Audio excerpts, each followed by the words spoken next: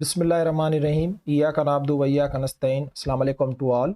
हम अपनी आज की डिस्कशन के अंदर पिट्यूटरी ग्लैंड के ऊपर डिस्कस करने लगे हैं।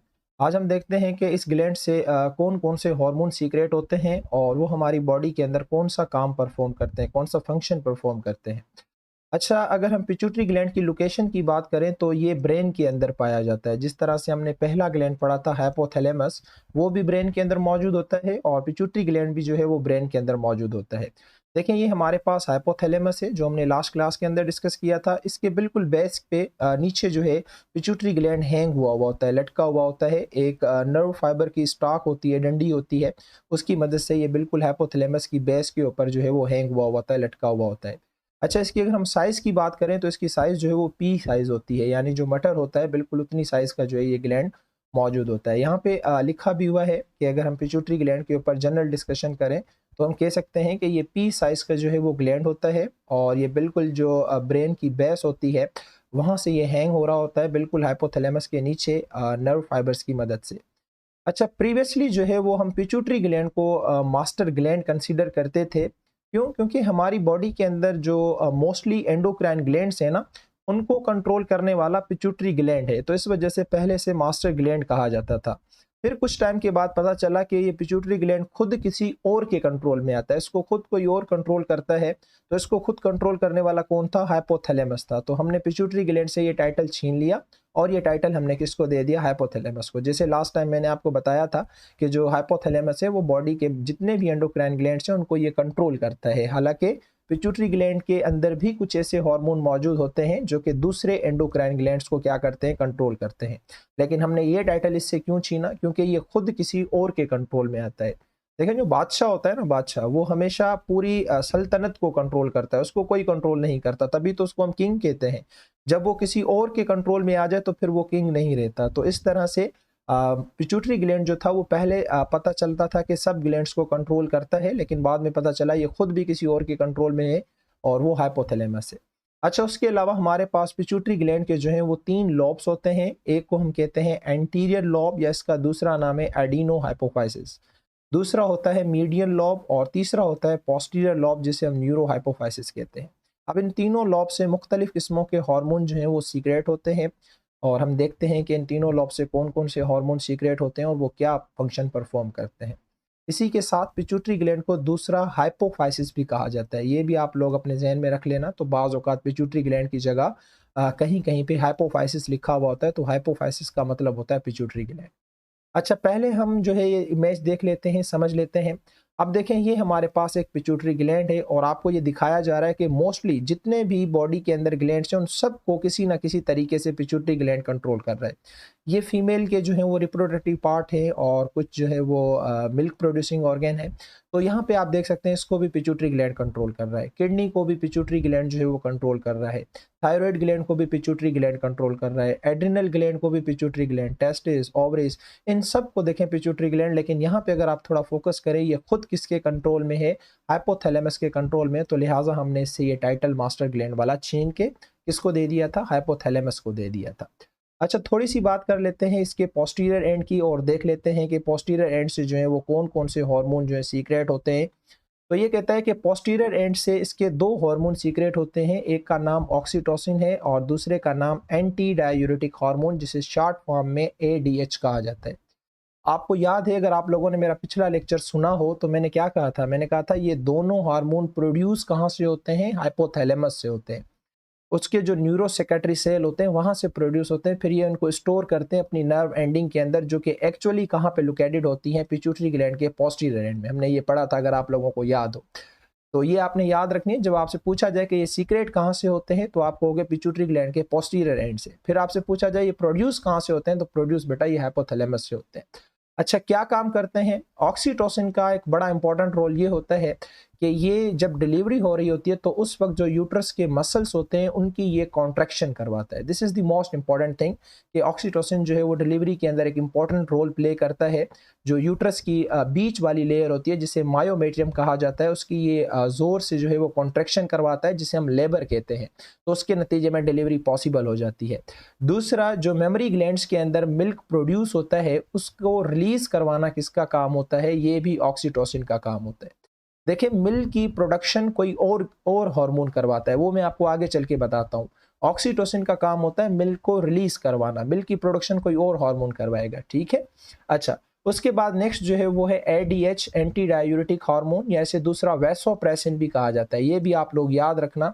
इसका काम ये होता है कि हमारी किडनी के अंदर जो वाटर फिल्ट्रेट होकर रीअब्जॉर्ब होता है वो किसकी मदद से होता है, इस एडीएच की मदद से होता है। यानी कि ये हमारे ब्लड का वॉल्यूम जो है उसको मेंटेन करता है। देखें, एक होता है ब्लड प्रेशर, दूसरा होता है ब्लड वॉल्यूम। ब्लड वॉल्यूम कहा जाता है कि आपके सर्कुलेटरी सिस्टम के अंदर कितना वाटर जो है वो सर्कुलेट हो रहा है, इसे ब्लड वॉल्यूम कहा जाता है। और मेरे ख्याल में जहाँ तक मुझे याद है वो 75 ml पर केजी है। अब आपका जितना भी वेट हो आप उसको मल्टीप्लाई कर दे 75 ml से, तो आपको पता चल जाएगा कि आपके ब्लड के अंदर टोटल कितना वाटर जो है सर्कुलेट कर रहा है। बहरहाल ये हमारी एक एक्स्ट्रा चीज़ थी। तो एडीएच का काम क्या होता है, किडनी से वाटर को रीअब्जॉर्ब करना और ब्लड वॉल्यूम को मेंटेन करना। अगर ब्लड वॉल्यूम मेंटेन होगा तभी आप लोगों का ब्लड प्रेशर भी क्या होगा, मेंटेन होगा। तो यानी दोनों चीज़ों के अंदर एडीएच का एक इंपॉर्टेंट रोल होता है। अच्छा, the most important interesting thing about the median lobe, कि ये ह्यूमन बीइंग के अंदर एब्सेंट होता है, ठीक है। मीडियन लोब जो है वो हम ह्यूमन बीइंग के अंदर एब्सेंट होता है। यहाँ से एक ही हार्मोन सीक्रेट होता है जिसका नाम है मेलानोसाइट स्टिमुलेटिंग हार्मोन। भाई क्या काम करता है, ये हमारी स्किन के अंदर एक प्रोटीन होती है जिसका नाम मेलानिन है। ये उसकी प्रोडक्शन को क्या करता है, कंट्रोल करता है। तो यहाँ पे लिखा हुआ है कि ये जो मेलानोसाइट स्टिमुलेटिंग हार्मोन है ये मेलानिन की प्रोडक्शन को क्या करता है, कंट्रोल करता है। ये मेलानिन हमारी स्किन की जो है वो पिगमेंटेशन में एक बहुत बड़ा इंपॉर्टेंट रोल प्ले करती है। उसके अलावा हेयर्स की जो पिगमेंटेशन होती है, यानी हेयर्स का जो कलर होता है या स्किन का जो कलर होता है, उसके अंदर मेलानिन का एक अच्छा खासा रोल होता है। तो इस मेलानिन की प्रोडक्शन को कंट्रोल करने की जिम्मेदारी किसकी है, मेलानोसाइट स्टिमुलेटिंग हार्मोन की, जिसको शॉर्ट फॉर्म में हम एमएसएच कहते हैं। अब आप सोच रहे होंगे कि ये हमारे अंदर मीडियन लॉब तो नहीं होता, तो फिर ये सीक्रेट कहाँ से होता है। तो यहाँ पे लिखा हुआ है, in human little amount of MSH with uncertain function is secreted from the anterior lobe instead of median. इंसानों के अंदर जो है ये सीक्रेट होता है कहाँ से, एंटीरियर लॉब से सीक्रेट होता है इंस्टीड ऑफ मीडियन, क्योंकि हमारे अंदर ये मीडियन लॉब क्या होता है, एब्सेंट होता है।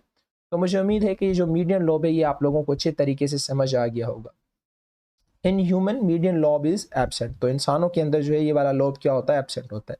अच्छा, उसके बाद अगर हम इसके लास्ट लॉब की बात करें तो वो हमारे पास एंटीरियर एंड है या फिर एंटीरियर लॉब है।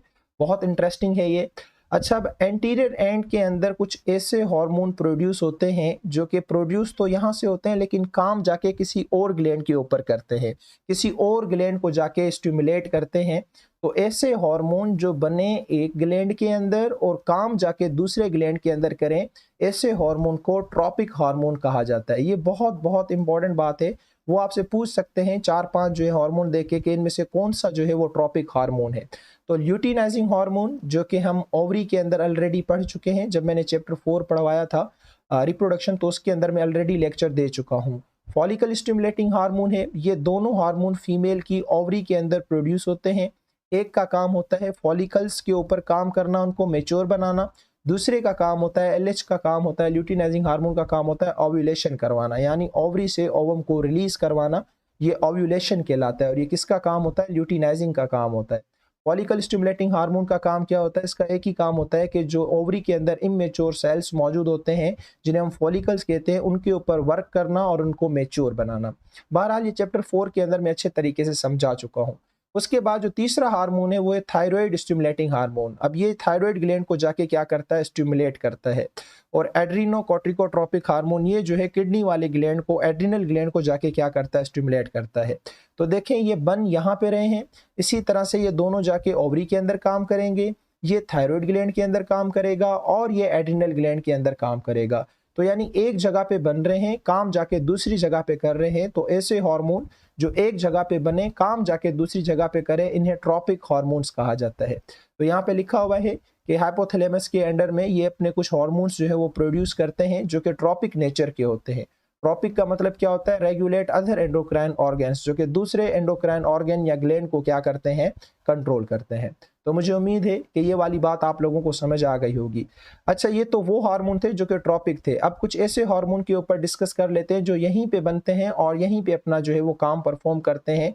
वो कौन से हैं, एक है हमारे पास प्रोलैक्टिन, दूसरा है सोमेटोट्रोपिक या सोमेटोट्रोपिन हार्मोन, जिसे एसटीएच या आसान लफ्जों में ग्रोथ हार्मोन कहा जाता है। भाई सोमेटोट्रोपिक हार्मोन का काम क्या होता है?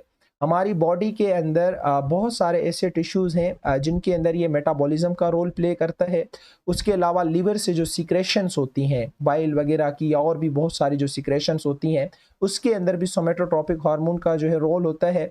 जो मोस्ट इंपॉर्टेंट इसका रोल होता है ना, वो ग्रोथ एंड डेवलपमेंट का होता है। बोन्स की और सॉफ्ट टिश्यू की क्या करवाता है? Growth and development. ये वाली जो आखिरी लाइन है ना, this one is the most important line, कि इसका जो सबसे इंपॉर्टेंट काम होता है ना, वो यही होता है कि बोन्स और जितने भी सॉफ्ट टिश्यूज होते हैं उनकी ग्रोथ एंड डेवलपमेंट के अंदर इसका एक बहुत बहुत जो है इंपॉर्टेंट रोल होता है। इसकी ओवर प्रोडक्शन और इसकी लो प्रोडक्शन की वजह से डिसऑर्डर भी हो जाते हैं, उनके ऊपर भी हम इसी क्लास के अंदर डिस्कस करने वाले हैं। उसके अलावा हमारी बॉडी के अंदर जितने भी टिश्यूज़ के अंदर जो मेटाबॉलिज्म का रोल होता है सेलों के अंदर, उसके अंदर भी एसटीएच का रोल होता है। लीवर से जो सिक्रेशंस निकलती हैं, जैसे बाइल वगैरह है या कुछ और सिक्रेशंस हैं, तो उनके अंदर भी सोमेटोट्रोपिक हार्मोन का जो एक अच्छा खासा रोल होता है। नेक्स्ट जो है वो हमारे पास प्रोलैक्टिन है। अच्छा, प्रोलैक्टिन का काम क्या होता है? ये मिल्क की प्रोडक्शन को मेंटेन करता है। देखिए, मैंने आप लोगों से कहा था ना, जब ऑक्सीटोसिन हमने पढ़ा, कि ऑक्सीटोसिन का काम होता है मिल्क को रिलीज करवाना, प्रोड्यूस करना नहीं। प्रोड्यूस करना किसका काम होता है? प्रोलैक्टिन का काम होता है। तो प्रोलैक्टिन क्या करेगा? मेमोरी ग्लैंड्स के अंदर जो है वो मिल्क की प्रोडक्शन करवाएगा, और ऑक्सीटोसिन आके उसी मिल्क का क्या करवाएगा? रिलीज करवाएगा। अच्छा, प्रोलैक्टिन को दूसरा ल्यूट्रोट्रॉफिक हार्मोन भी कहा जाता है। ल्यूट्रोट्रॉफिक, ये भी जो है आपने याद रखना है। तो बाज़ औक़ात कभी कभी वो प्रोलैक्टिन की जगह ल्यूट्रोट्रॉफिक वर्ड इस्तेमाल करते हैं, तो आप लोगों को इसका पता होना चाहिए। तो मुझे उम्मीद है कि पिट्यूटरी ग्लैंड के अंदर जितने भी मौजूद हार्मोन हैं, ये आप लोगों को समझ आ गए होंगे, इनका काम भी समझ आ गया होगा। अब थोड़ी सी हम बात कर लेते हैं एबनॉर्मल पिट्यूटरी आउटपुट। जब पिट्यूटरी ग्लैंड से एबनॉर्मल आउटपुट हो तो फिर क्या पॉसिबल्स कंडीशन बन सकती हैं? तो सबसे जो पहली कंडीशन है उसे कहा जाता है जाइगेंटिज्म।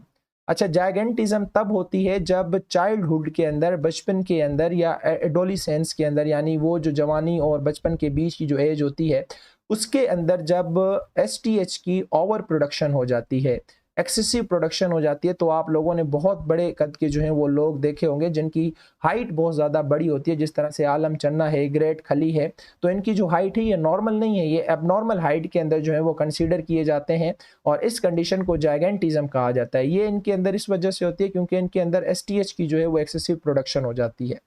उसके बाद नेक्स्ट जो कंडीशन है वो है एक्रोमेगाली।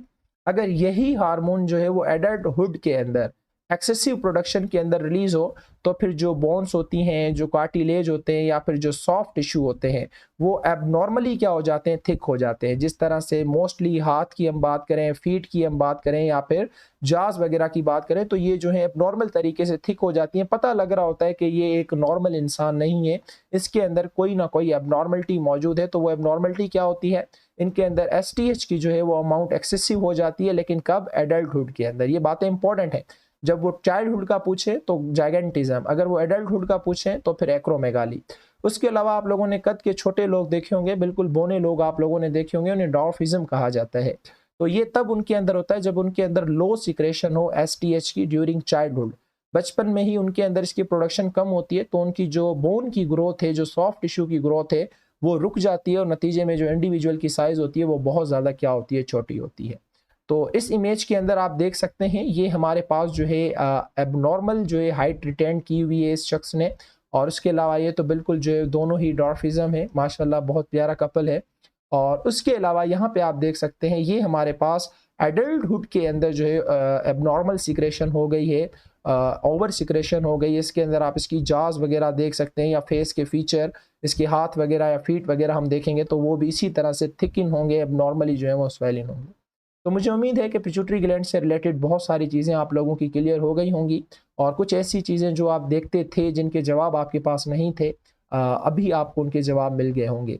आप इसको पढ़ें अच्छे तरीके से। जहाँ प्रॉब्लम होती है तो आप कमेंट बॉक्स में आके मुझसे पूछ सकते हैं। तब तक के लिए अल्लाह हाफिज़, अपना बहुत सारा ख्याल रखिएगा।